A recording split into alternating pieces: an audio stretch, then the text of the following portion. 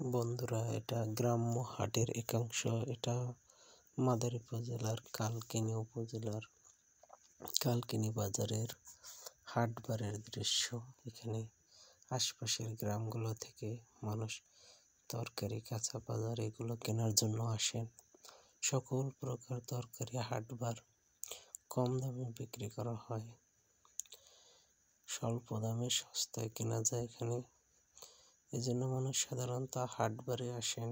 হাটবার বলতে সপ্তাহে 2 দিন হাট থাকে, একটা শনিবার এবং মঙ্গলবার। 10টা-11টার পরে লোকজনের সমাগম শুরু হয়ে যায়। লোকজন আসে তাদের পছন্দ মতো কাঁচা বাজার কিনে। শনিবার কিনলে রবি, সোম, এই শনি সহ 3 দিন চলে যায়, এবং মঙ্গলবার হাট করলে মঙ্গল, বুধ, বৃহস্পতি, শুক্রবার চলে যায়। অনেক মানুষের সমাগম হয় এখানে, মানুষজন আসে কিনতে। আপনাদেরকে ধন্যবাদ সবাই।